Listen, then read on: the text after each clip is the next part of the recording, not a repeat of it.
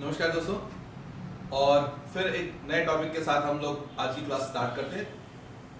पिछला टॉपिक था हमारा आर्ट और फाइन आर्ट में अंतर, और अब आज का टॉपिक है हमारा विजुअल आर्ट, जिस फील्ड को हम लोग अपनी फील्ड मानते हैं। जिसे आप लोग बाय मिस्टेक बोलने लगते हैं कि भाई कि हम पेंटिंग की फील्ड में हैं, हम स्कल्पचर कर रहे हैं, हम लोग, आपने डिग्रियां सुनी होंगी बैचलर ऑफ फाइन आर्ट, इस टाइप की सब चीज़ें।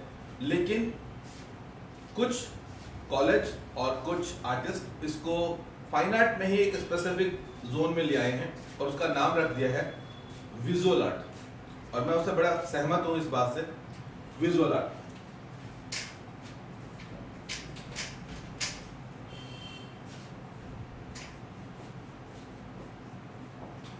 यानी कि चाक्षुष कला।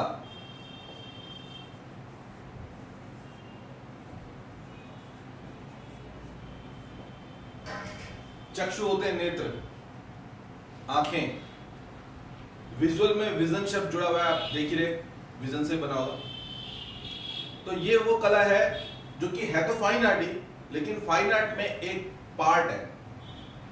इसीलिए अपनी फील्ड को, आप पेंटिंग की फील्ड को अकेला ऐसा सब्जेक्ट ना माने जो कि फाइन आर्ट है। फाइन आर्ट में बहुत सारी चीजें हैं, डांस है, पेंटिंग है, म्यूजिक है, लिटरेचर है, और हर वो चीज है जिसके अंदर पीछे डिजाइनिंग शब्द लगा हुआ है, वो सब फाइन आर्ट ही है एक तरह से। तो अब हम करते हैं विजुअल आर्ट की बात, लेकिन इसकी बात करने से पहले मैं आपको ये बताना चाहूंगा कि आप लोगों ने 12 साल स्कूल में बिताए और 11th में आपको कॉमर्स, साइंस और एक्सेट्रा ये सब टॉपिक, ये सब सब्जेक्ट्स लेने का अधिकार मिला। 12 में से 10 साल तक आप लोगों ने कॉमन पढ़ाई की है, क्योंकि वो 10 साल साइंस में जाने के लिए भी जरूरी थे, यानी कि डॉक्टर, इंजीनियर और सीए ये सभी बनने के लिए जरूरी थे। वो 10 साल किसी भी फील्ड में जाने के लिए जरूरी है। ऐसे ही यदि हम विजुअल आर्ट की बात करें तो विजुअल आर्ट में कई चीजें आएंगी, जैसे कि पेंटिंग, स्कल्पचर,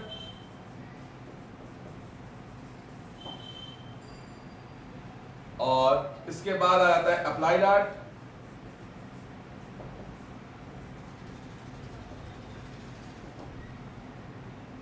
आगे चलते हैं एनिमेशन,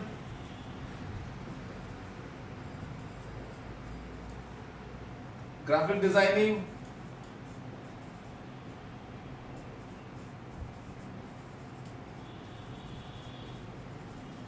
ग्राफिक डिजाइनिंग शब्द आते ही मैं आपको ये बता देता हूं कि हर वो चीज जिसके पीछे डिजाइनिंग शब्द जुड़ा हुआ है, वो सब चीजें विजुअल आर्ट का ही पार्ट है। चाहे वो फैशन डिजाइनिंग हो, चाहे वो इंटीरियर डिजाइनिंग हो, चाहे वो ऑटोमोबाइल डिजाइनिंग हो, चाहे वो ज्वेलरी डिजाइनिंग हो, चाहे वो टेक्सटाइल डिजाइनिंग हो, सारी चीजें विजुअल आर्ट का ही पार्ट है।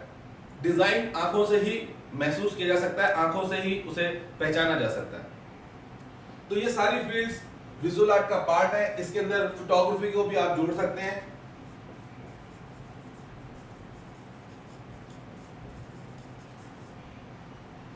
तो फोटोग्राफी भी इसमें जुड़ जाती है, और वो सब सब्जेक्ट जो मैंने नहीं लिखे हो, वो सब अगर वो आंखों पर निर्भर करते हैं तो इन फील्ड्स को विजुअल आर्ट इसलिए कहा जाता है कि इसमें आंखों का एक बहुत इंपॉर्टेंट रोल होता है, और अक्सर इसमें ब्लाइंड पर्सन्स नहीं दिखाई देते।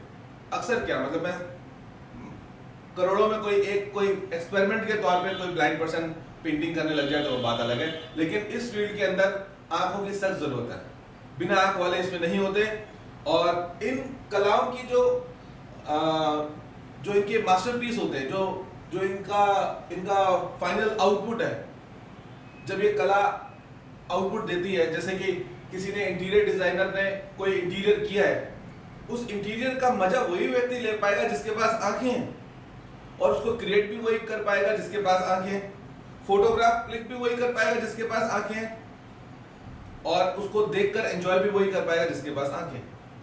तो फाइनली आंखों का होना बेहद जरूरी है, इसीलिए हम लोग इसे विजुअल आर्ट बोलते हैं। फाइन आर्ट में एक कैटेगरी हो गई विजुअल आर्ट। तो विजुअल आर्ट, अब हम विजुअल आर्ट को सीखना शुरू करते हैं कि भाई विजुअल आर्ट को कैसे सीखें।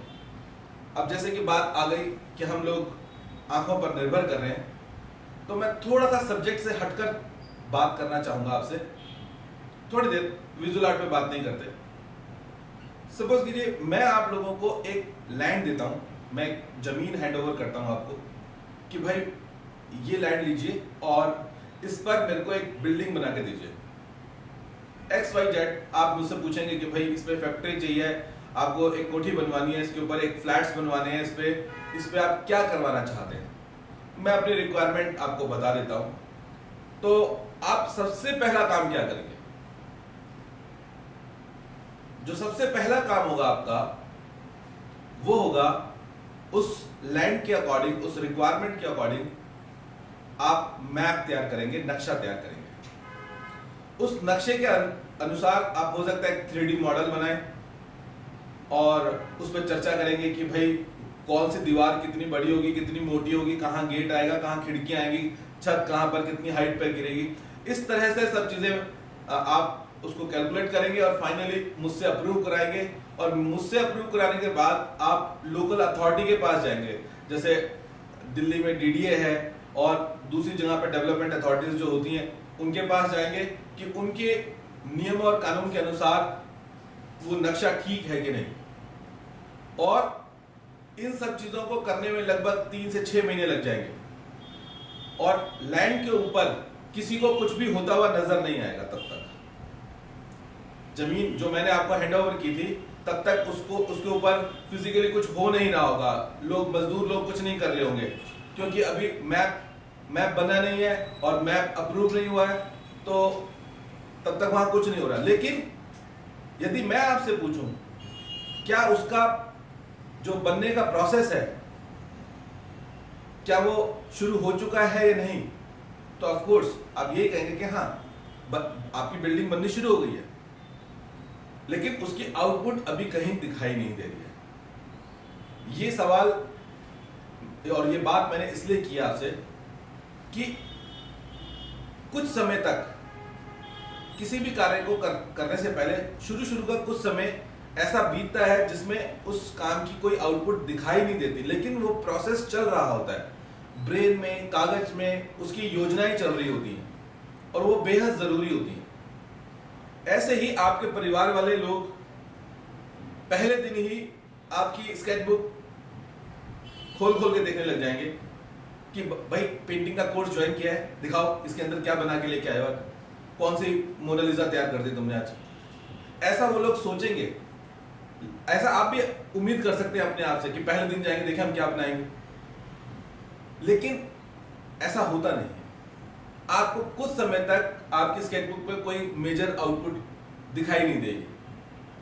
इसलिए पहले तो उस बात के लिए अपने आप को तैयार करें कि हमें कुछ समय तक योजनाएं बनानी है, उसका प्रोसेस समझना है और फाइन आर्ट की डिटेलिंग को समझने के लिए हमें कुछ टाइम देना पड़ेगा, थ्योरी पार्ट उसका समझना पड़ेगा, राइट। एक तो ये चीज है। दूसरी बात, आपको जब भी बिल्डिंग दी जाएगी बनने के लिए, जिस दिन भी आप काम शुरू करेंगे, बेसिकली बिल्डिंग तो बननी है ऊपर की तरफ,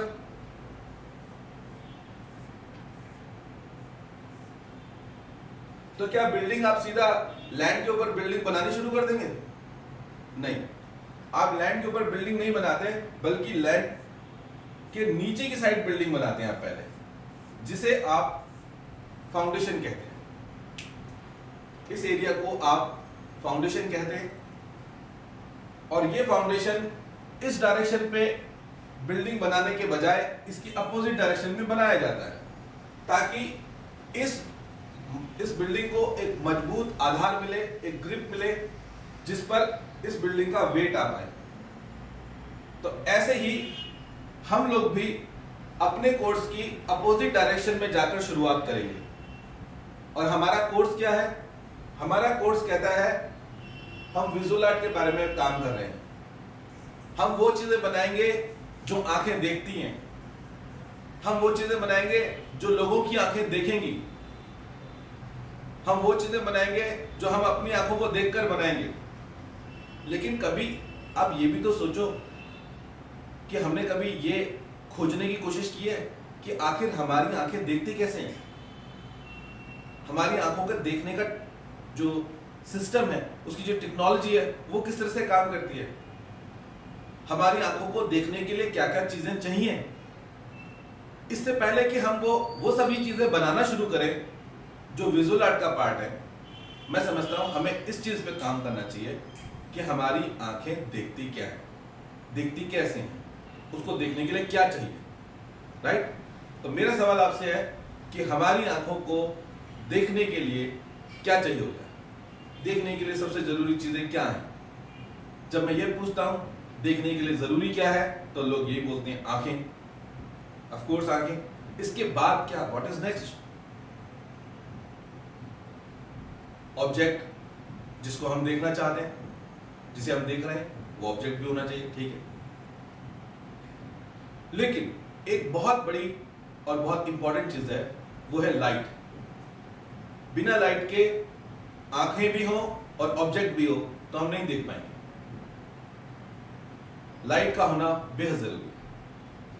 अब मैं कुछ ऐसे टेक्निकल पॉइंट आपको बताना चाहूंगा जो आर्ट से रिलेटेड है और जो देखने से रिलेटेड है। देखने के लिए क्या जरूरी है और वो आर्ट से कैसे कनेक्ट करता है, राइट।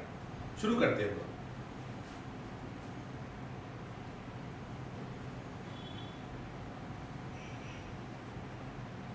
तो पहली चीज है ड्राइंग।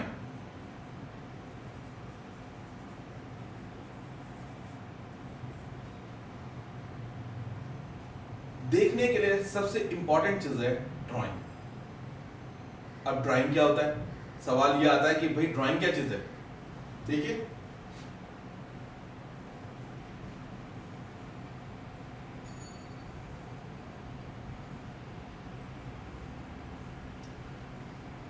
ये क्या है, एप्पल, व्हाइट एप्पल। देखा कभी आपने? नहीं, लेकिन आपने इसे पहचान लिया, व्हाइट एप्पल है। जबकि ये व्हाइट एप्पल हम इस बारे में सोचते ही नहीं, हम इसकी शेप को देखते हैं। शेप देखा और उसे फटाफट पहचान लिया। क्या मैं इस एप्पल के इस पार्ट को किसी को दिखाऊं और ये मिटा दूं, तो क्या अब वो ये आके कह पाएगा कि ये एप्पल है? नहीं। यानी कि किसी ऑब्जेक्ट की बाहरी रेखाएं, आउटलाइन, कॉन्टूर, वो पहचानना बहुत जरूरी, वो साफ दिखना बेहद जरूरी है। मुझे आप तभी पहचान पा रहे हैं जब मेरे आसपास की लाइन है। मुझे जानने वाले लोग तभी पहचान पाएंगे। अगर मैं किसी खिड़की में से या किसी शीट में से अपना सिर्फ इतना पोर्शन दिखाऊं तो क्या वो मुझे पहचान पाएंगे? नहीं। उसके लिए आउटलाइन का दिखना बेहद जरूरी है। आउटलाइन से ऑब्जेक्ट पहचाने जाते हैं और हम अपने ब्रेन की नॉलेज के साथ उसे कनेक्ट कर पाते हैं। तो देखने के लिए सबसे इंपॉर्टेंट चीज है ड्राइंग, सबसे इंपॉर्टेंट चीज है। हमारे विजुअल आर्ट में जिन लोगों को ड्राइंग अच्छे से करनी आती है, समझ लीजिए उनकी 90% जो जंग है वो उन्होंने जीत ली। तो ड्राइंग बहुत इंपॉर्टेंट है। और ड्राइंग में आप देखते हैं कि जितनी भी कॉमिक्स होती हैं वो सब ड्राइंग के बिना भी चलती हैं। अगर ड्राइंग आती है तो पोर्ट्रेट भी बन जाता है, लाइफ ड्राइंग भी है, लैंडस्केप भी बन सकता है। ड्राइंग के आधार पर ही सब, आउटलाइन से बहुत कुछ हो सकता है, हर चीज बन जाती है आउटलाइन से, बिल्डिंग, कार, आग, ये वो सब चीजें। लेकिन सवाल ये आता है अगर ड्राइंग इतनी इंपॉर्टेंट है तो फिर और कुछ सीखने की जरूरत ही नहीं। यानी कि एप्पल में शेड करने की जरूरत ही नहीं थी फिर। तो मैं समझता हूं कि ड्राइंग की एक लिमिट आती है, जबकि ये ड्राइंग बहुत पावरफुल चीज है, लेकिन ड्राइंग की भी एक लिमिट आ जाती है जहां पर ऐसा लगता है कि नहीं, अब ड्राइंग से भी आगे कुछ चाहिए। जैसे कि मैंने एप्पल बनाया था, फटाफट पहचान लिया, लेकिन मैं कुछ और बनाऊंगा तो आप नहीं पहचान पाएंगे। मैं अभी ड्राइंग पे ही बात कर रहा हूं। आपने ट्रायंगल देखा है, हेक्सागन देखा है, रेक्टेंगल देखा है। आप देखिए ये क्या है,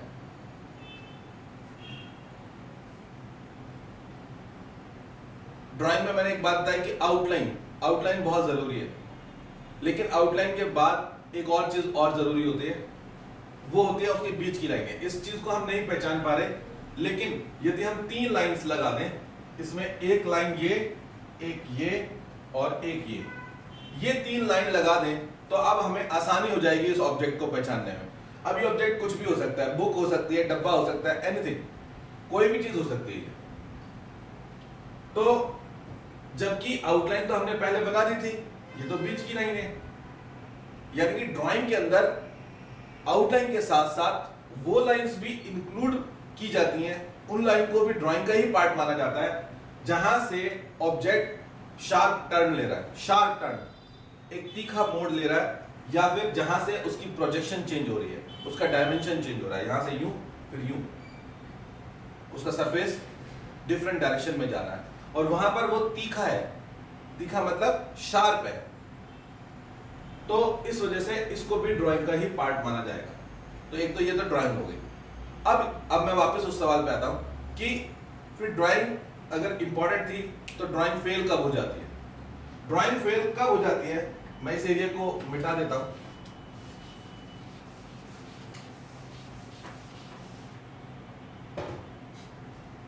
देखिए, अब ड्राइंग का फेल होना शुरू होगा। ये क्या है?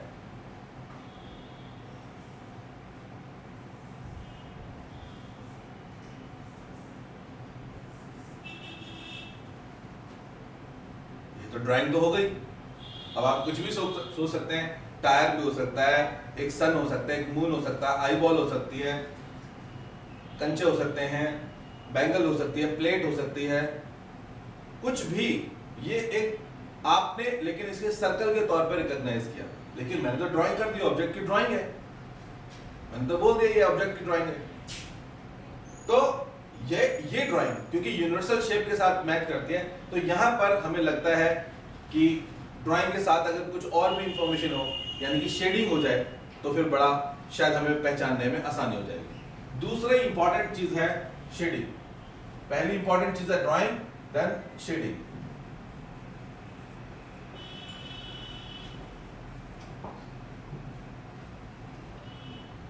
ये कोई भी चीज हो सकती थी, बल्कि मैं तो कह रहा हूं ये ऐसा भी हो सकता था कि कोई चीज ना हो, कुछ भी ना हो सकता है मैं आपको ये बोलता कि ये एक पेपर है और बीच में से पेपर ये कटा हुआ है,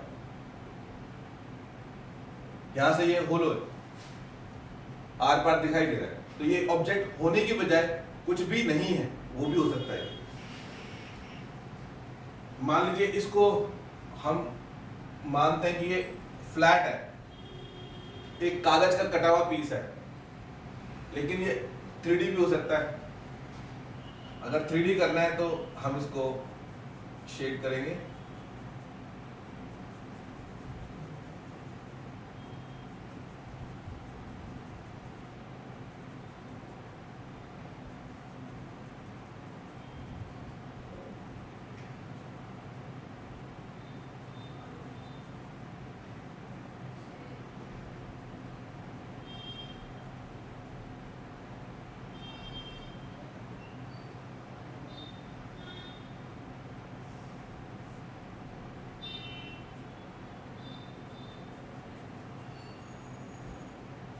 तो इस तरह से अब हमने इसको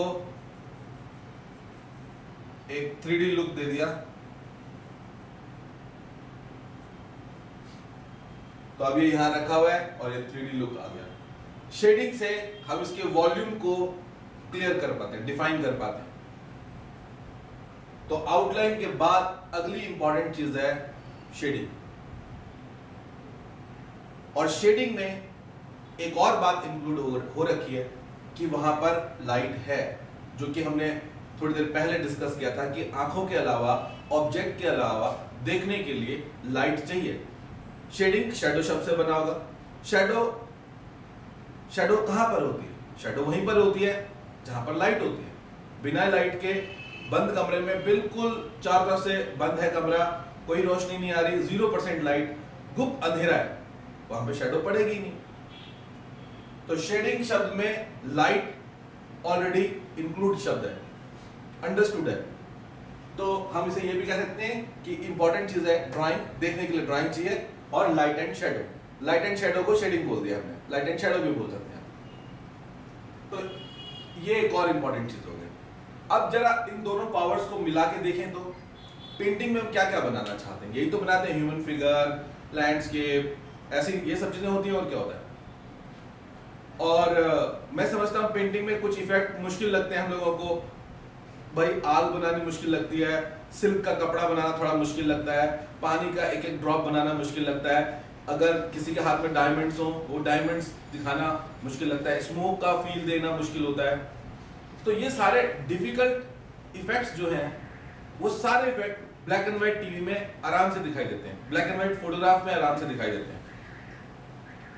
आपने black and white photograph click किया, उसमें ये सारे इफेक्ट्स आ जाएंगे, ड्रॉप का इफेक्ट भी आ जाएगा, डायमंड का भी आ जाएगा, सिल्क का भी आ जाएगा, कांच के टूटने का भी आ जाएगा। सारे इफेक्ट्स क्लियरली उसके अंदर दिखाए जा सकते हैं, जबकि उसमें कलर नहीं होते, उसमें सिर्फ ड्राइंग होती है और शेडिंग होती है।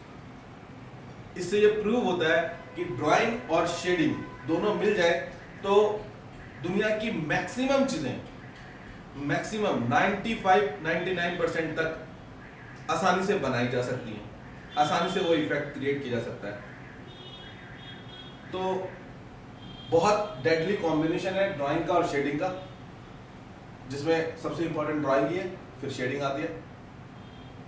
इसके बाद एक और चीज की रिक्वायरमेंट होती है, तीसरी चीज, वो होती है कलर।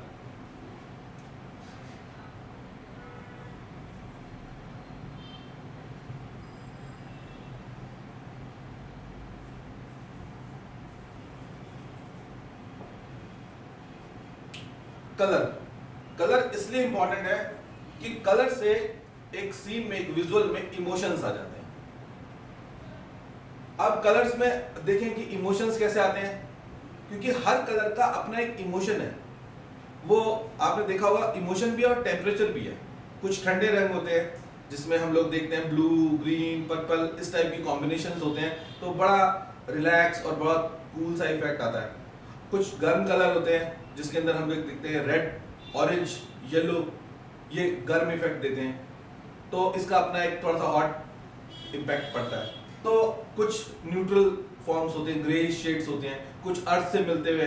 तो कलर्स में इमोशंस होते हैं, कलर्स में इमोशंस होते हैं, उससे हमारी पेंटिंग में, हमारे विजुअल्स में, हमारे फोटोग्राफ में इमोशंस को दिखाने में मदद मिलती है। कलर्स के सिंबॉलिक मीनिंग है, लेकिन ग्रे शेड्स के बड़े कम सिंबॉलिक मीनिंग होते हैं, कलर्स के अपने सिंबॉलिक मीनिंग है।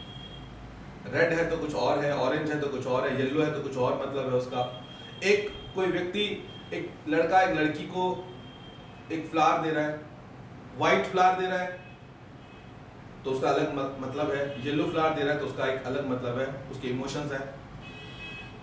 और इस चीज को आप ब्लैक एंड व्हाइट प्रोसेस में नहीं दिखा सकते।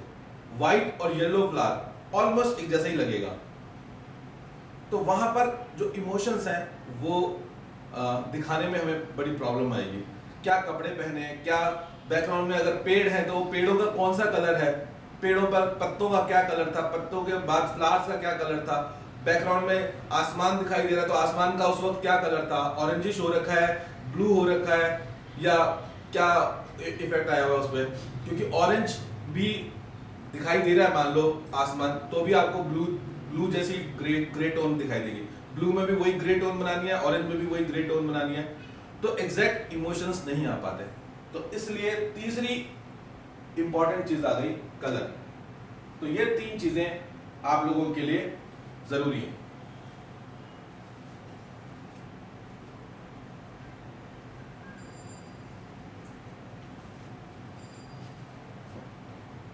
तो पहले इनको समझ लीजिए कि ड्राइंग, शेडिंग और कलर, अगर हमने सीखना है विजुअल आर्ट को अच्छे से, तो ड्राइंग, शेडिंग और कलर्स पे हमें अच्छे से काम करना पड़ेगा।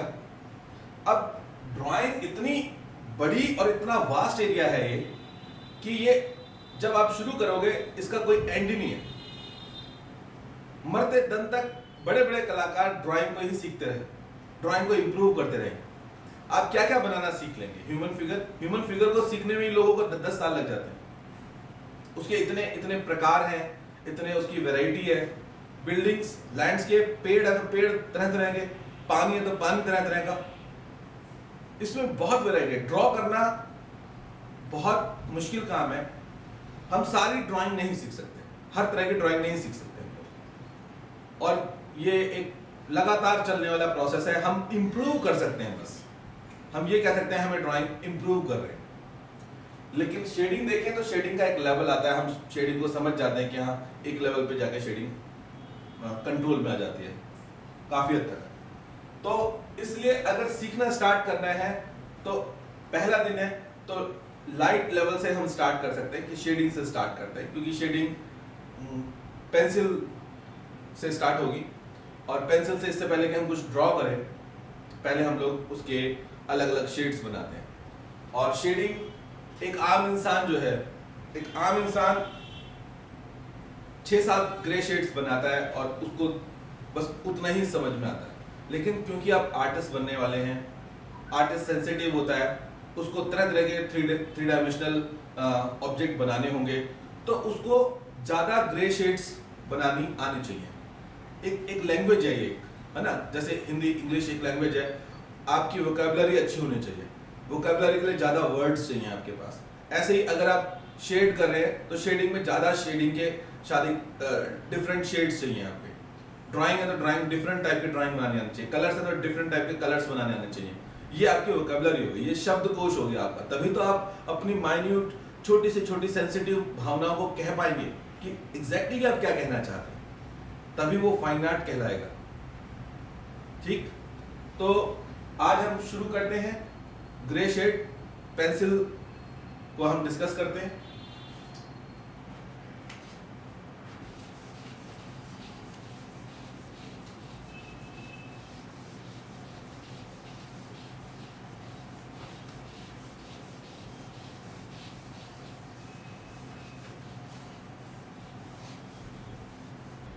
हाय, आज का टॉपिक है शेडिंग।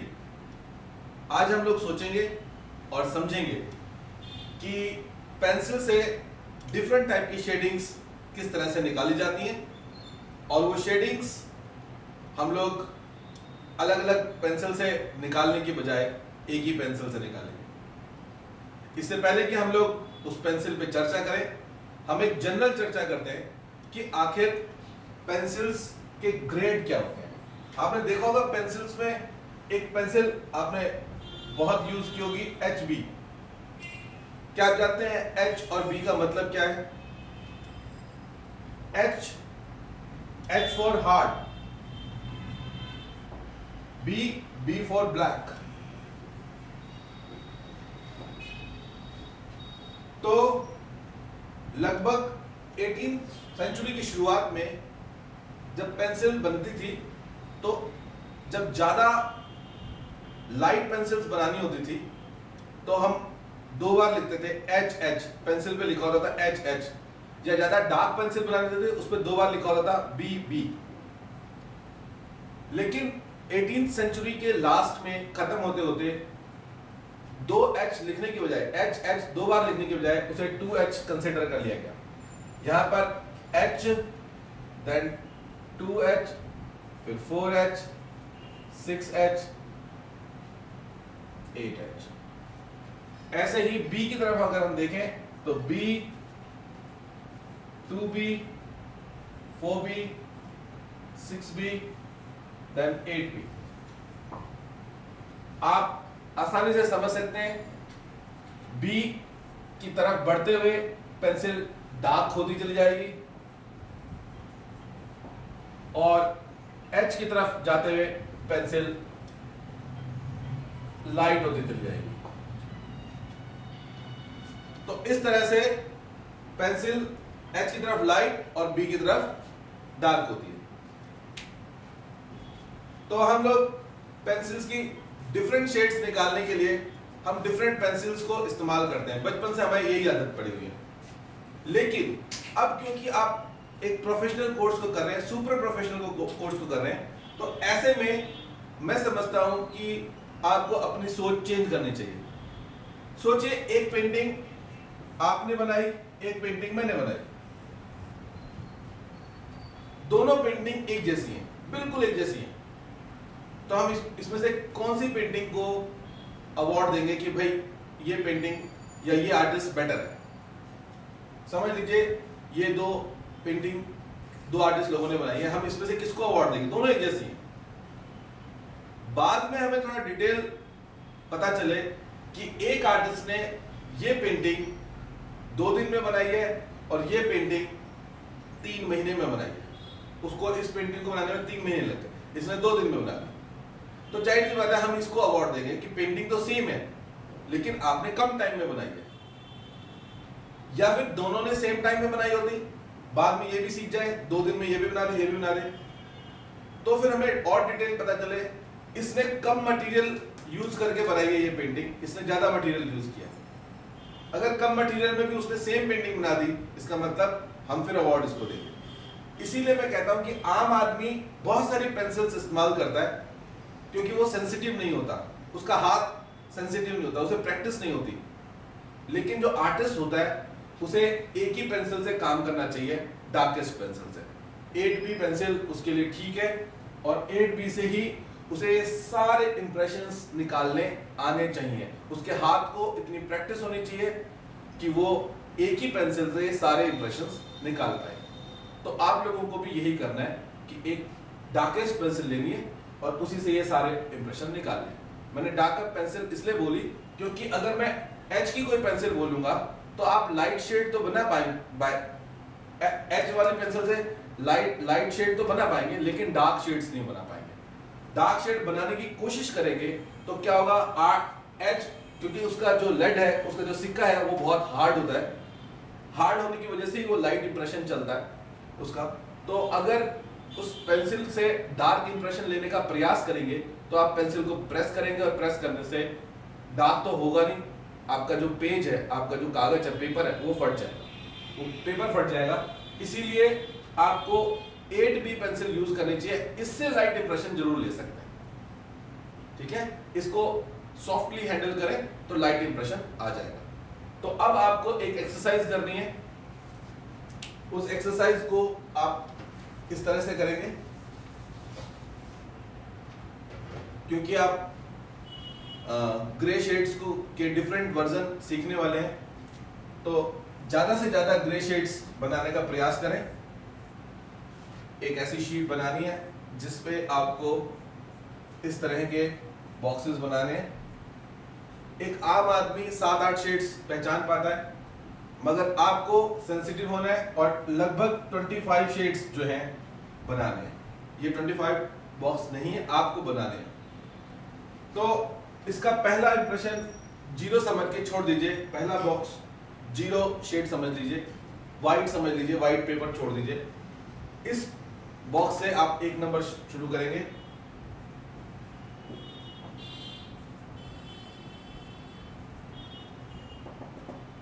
ठीक है, यहां से जब आप 8B की पेंसिल इस्तेमाल करेंगे तो पेंसिल के बैक साइड से आप उसे होल्ड कीजिए ताकि आपके हाथ का प्रेशर पेंसिल के टिप तक पहुंचते पहुंचते कम हो जाए। और इसको ऐसा पकड़ के बहुत लाइट इंप्रेशन चलाइए। मेरे पास तो खैर पेन है, फ्लैट पेन है, तो वो जो पेंसिल वाला इंप्रेशन है वो मैं यहाँ क्रिएट नहीं कर सकता, लेकिन आपकी जो सेंटर्स हैं वहाँ पर जो आर्टिस्ट हैं वो बहुत बेहतरीन तरीके से आपको ये उसको करके दिखाएंगे। और कोई पिछले साल के विद्यार्थियों की कोई शीट होगी तो वो भी आपको दिखाई जाएगी। तो मैं यहाँ पर आप लोगों को हल्का सा इंप्रेशन लेके दिखा रहा हूँ।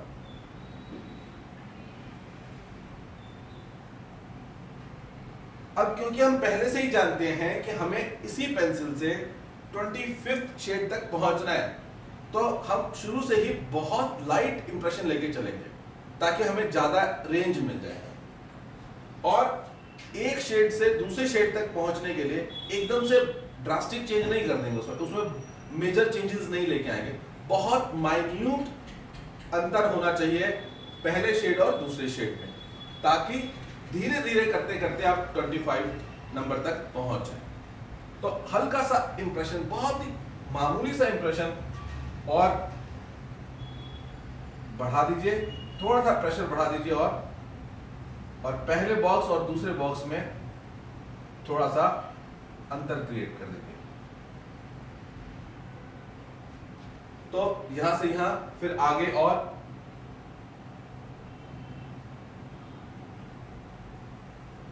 क्योंकि मेरे पास पेन है तो जाहिर सी बात है कि मैं पेन की एक लिमिट है, मैं उससे आगे नहीं बढ़ सकता। लेकिन आप लोग पेंसिल से करेंगे तो और अच्छे से समझ पाएंगे उसको।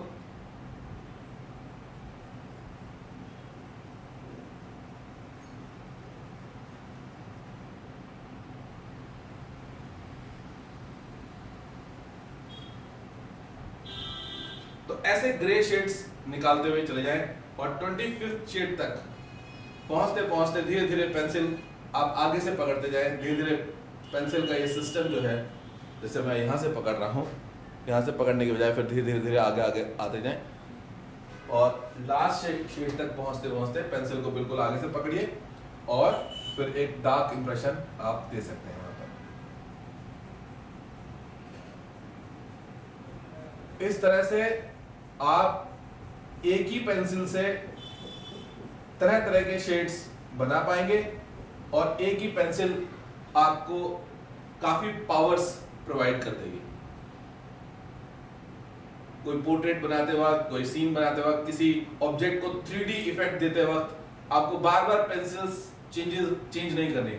वो बात अलग है कि देखने में बड़ा अच्छा लगता है कि आर्टिस्ट है तो यहाँ जेब में 50 पेंसिलें रखी हुई हैं, यहाँ जूड़े में लगा रखी हैं इधर उधर, देखने में बड़ा मजेदार लगता है ना, कि भाई बहुत तगड़ा आर्टिस्ट होगा कोई। मगर बेसिकली ये सब चीजें बेकार की चीजें हैं। हाँ, वो बात अलग है कि जो सिक्के की बनावट के लिए आपने 2-3 पेंसिल्स रखी हुई है कि एक सिक्के को तिरछा काटा हुआ है, एक को शार्प रखा हुआ है, एक को गोल रखा हुआ है, वो एक अलग बात है। लेकिन मैं समझता हूँ एक ही पेंसिल से आप काफी इंप्रेशंस दे सकते हैं। तो ये प्रैक्टिस आपको करनी है और एक बार नहीं, कई बार करनी है, कई बार। हो सकता है पहली बार में 12-15 पर जाके 15 नंबर शेड तक जाते जाते आपका डार्केस्ट इंप्रेशन आ जाए, फिर दोबारा कीजिए, फिर दोबारा कीजिए। जितना ज्यादा कर सकते हैं उसे निकालिए और जरूरी नहीं कि 25 पर रुक जाए, आगे भी जाए, 25 के बाद 26, 7 तक जाए। और कोई लोग 24 तक, 23 तक खत्म हो जाते हैं। तो ऐसा भी कोई हार्ड एंड फास्ट रूल नहीं है कि वो गलत आर्टिस्ट है। धीरे धीरे करते करते फिर आगे और अच्छे इंप्रेशन आ जाएंगे। लेकिन अभी खास तौर से इसको अच्छे से सीखिए। अभी आप जल्दबाजी ना करें कि आप अभी कोई माइकल एंजेलो जैसी पेंटिंग बनाने वाले हैं। बस पहले इसको कीजिए, इससे आपकी पावर्स बढ़ेगी, इससे आपकी आंखें सेंसिटिव होंगी, इससे आपका हाथ सेंसिटिव होगा और प्लस हाथ का प्रेशर, आंखें और ब्रेन, इन सब की ट्यूनिंग हो जाएगी, एक जैसे सिंक हो जाएंगे। ये जैसा आप ब्रेन चाहता है वैसा ही आंखें देख रही हैं, वैसा ही हाथ इंप्रेशन उतना ही प्रेशर डाल रहे हैं, फिर आंखें उसे जज कर रही हैं, फिर ब्रेन चेक कर रहा है, फिर ये जो रूटीन है वो शुरू होगा और आपको बहुत इंपॉर्टेंट शेडिंग जो है वो सीखने को मिलेगी। इसके बाद अगली एक्सरसाइज आएगी शेडिंग की, मिक्सिंग की। उसको मैं फिर आपके साथ डिस्कस करूंगा अगली क्लास में, और तब तक आप इसे निकालिएगा पहले अच्छे से, कि जितनी बार निकाल सकते हैं आप निकालिएगा। ठीक है, चलिए, okay, wish you all the best. फिर मिलते हैं नेक्स्ट क्लास में। तो ठीक है दोस्तों, हम लोग इस पेंसिल से अब शेड्स निकालने की कोशिश करते हैं। कुछ मोटी मोटी बातें आप लोगों को मैं बता दूं।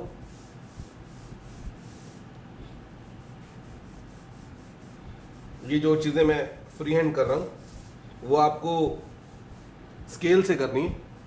स्केल से आप इस तरह का एक पट्टी बना लीजिए।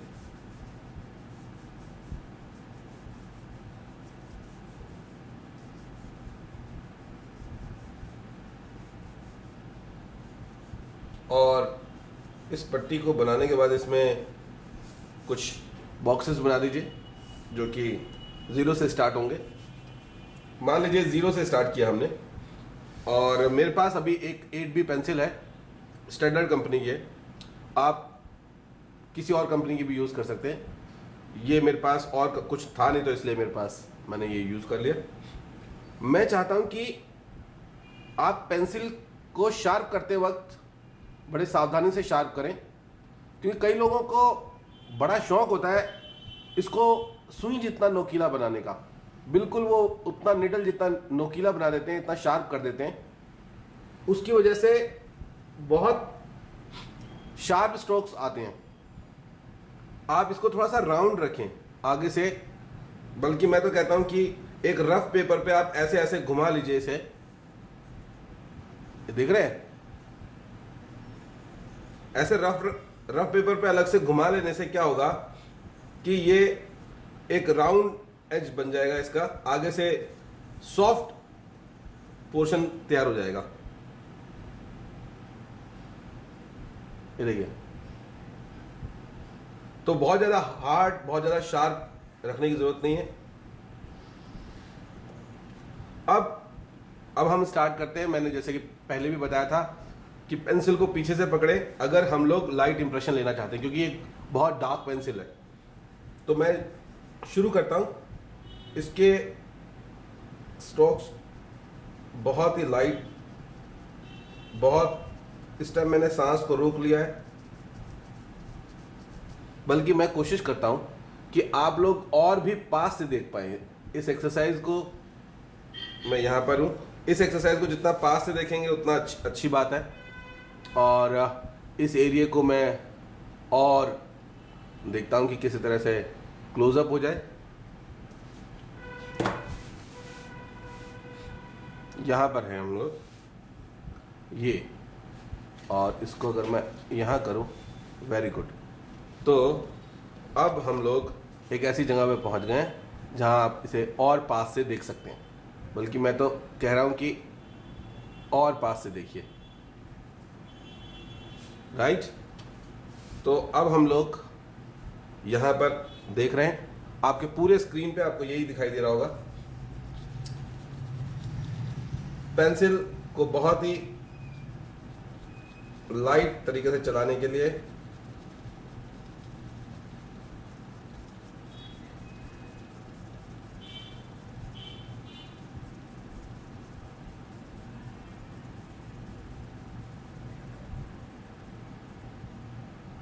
मैंने पेंसिल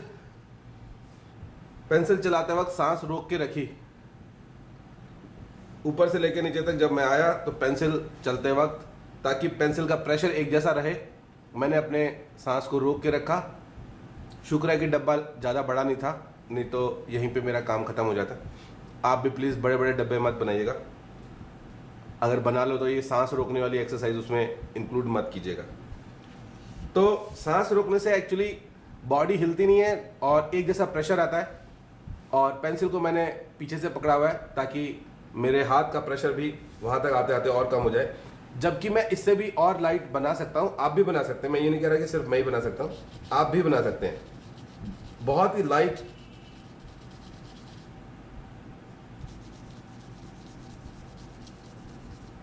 चलिए, तो मैं इसे अब नेक्स्ट बॉक्स बनाता हूँ। ये थोड़ी सी डार्क पेंसिल होती है, ग्रेफाइट पेंसिल जो है इससे भी लाइट इंप्रेशन दे सकती है। अगेन बात वही है कि मैंने सांस को रोकने की कोशिश की है और मैं सांस को रोकूंगा, लेकिन प्लीज इस बात को मेरी तरफ से कहीं हिदायत मान के घर पे कोई एक्सरसाइज करते वक्त अपने साथ कोई हिंसा मत कर लेना। मतलब कि कहीं परिवार वाले आपके मेरे पास आए और बोले जी आपने ही बोला था सांस रोकने के लिए। तो सांस अपने कंफर्ट के हिसाब से देख लीजिए आप कैसे लेना है कैसे नहीं लेना। मैं सांस रोक के रखता हूं।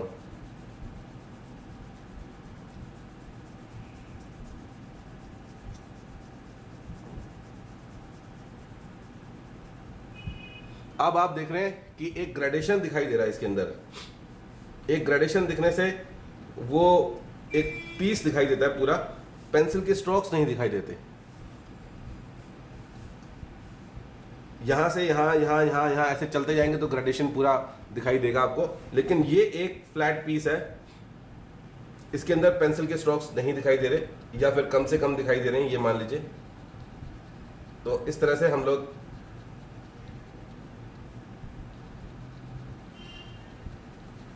ये भी ध्यान रखने की जरूरत होती है यहां पर कि इस वक्त मेरे पास एक लिमिट ये भी है कि मैं कैमरे को इस तरह से एडजस्ट करके बैठा हूँ कि उसमें बाकी सब चीज़ें ना अड़ जाएं आपके लिए। अदरवाइज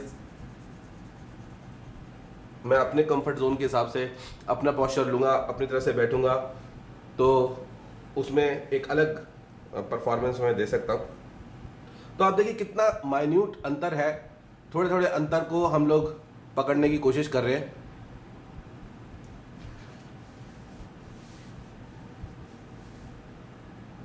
और कभी कभी कुछ लोग सडनली बहुत बड़ा अचानक से डार्क कर देते हैं, वो ना करें आप।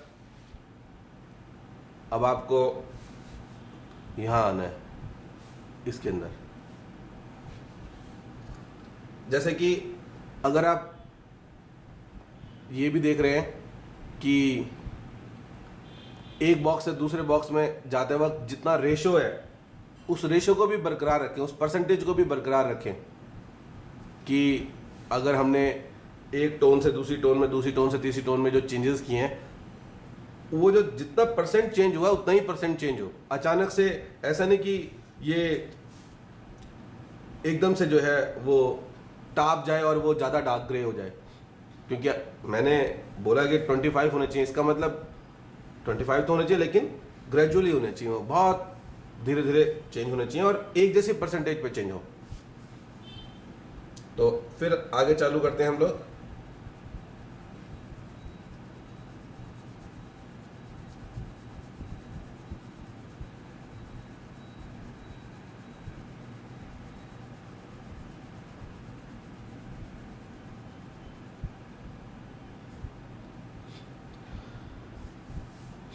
यहाँ पर मैं थोड़ा ब्रेक ले लेता हूँ और एक तस्वीर खींच रहा हूँ मैं इसकी, ताकि मैं वीडियो के आगे लगा पाऊँ इस तस्वीर को।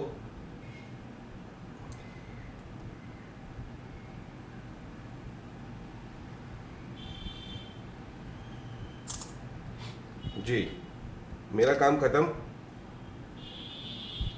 और अब हम लोग इस एक्सरसाइज को आगे बढ़ा सकते हैं। लेकिन अब मैं आपको ये भी बता दूं कि इसमें क्या क्या गलतियां करते हैं लोग क्या करते हैं कि एक तो जल्दी जल्दी, अब मैं इन बॉक्सेस को इसके अकॉर्डिंग नहीं चला रहा हूं, मैं दिखाने की कोशिश कर रहा हूं कि वो क्या करते हैं, वो ऐसे करते हैं।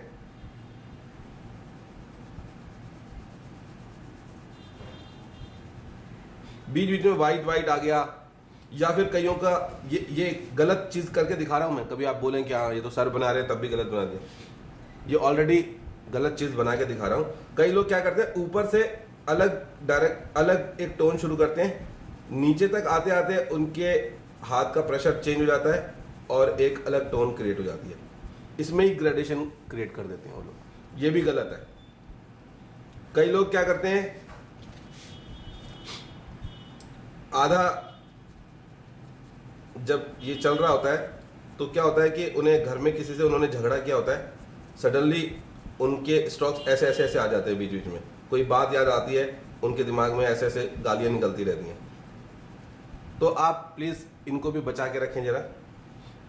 और जैसा कि मैं पहले बता चुका हूं कि हर नेक्स्ट बॉक्स जो है पहले वाले से डार्क ही होना चाहिए। हर नेक्स्ट बॉक्स पहले वाले से डार्क होना चाहिए, ऐसा नहीं कि एक लाइट एक डार्क हो जाए और एक ग्रेडेशन में आगे चलना है। अब हम बात करते हैं डार्केस्ट टोन की। डार्केस्ट टोन करते करते पेंसिल को आगे ऐसे पकड़ते जाए, ताकि आपके हाथ से सारा प्रेशर जो है पेपर पे कन्वर्ट हो जाए, पेपर पे डिस्ट्रीब्यूट कर दिया जाए उसको। डार्केस्ट टोन में हम लोग इतना डार्क कर पाते हैं। ऐसे इस एक्सरसाइज को करते करते जो बहुत दिनों से लोग शेडिंग वेडिंग नहीं कर रहे थे, एक्सरसाइज भी नहीं कर रहे थे, स्ट्रेचिंग भी नहीं की, कुछ भी नहीं किया, उन लोगों को हाथ के इस पोर्शन पे, हाथ के दिखा रहा हूं आपको, हाथ के यहां पर, ये मेरी कलाई है, हाथ के इस पोर्शन पे दर्द हो सकता है। तो आप टेंशन ना लीजिए, अगर आपको दर्द हो रहा है इसका मतलब घर पे आप एक्सरसाइज नहीं कर रहे हैं आजकल, और आपके घर में बर्तन भी कोई और ही धो रहा है, और आप झाड़ू पोछा भी नहीं कर रहे और मोटरसाइकिल भी नहीं चलाते आप और आउटडोर गेम्स भी नहीं खेल रहे।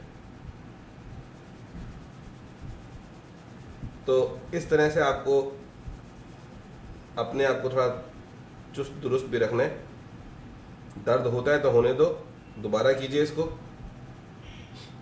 देखिए इस पेंसिल का ये एक ब्यूटी है इस पेंसिल की कि ये बहुत ज़्यादा डार्क डेंस बिल्कुल ब्लैक तक पहुंचा देता है ये। तो ये तो एक बहुत अच्छी खासियत है इस पेंसिल की। लेकिन जाहिर सी बात है कि इतना डार्क पेंसिल है, इससे बिल्कुल लाइट इंप्रेशन अगर लेना पड़ जाए तो दिक्कत आती है। तो आप इस बात को ध्यान में रखें कि ये सारी बातें जो मैंने की हैं आपको इस तरह से बार बार अच्छे शेड्स निकाल लीजिए, ठीक है। और कोई खास बात मेरे को बतानी नहीं है इसके अंदर। फिर मिलते हैं हम लोग दूसरी एक्सरसाइज के अंदर। Thank you.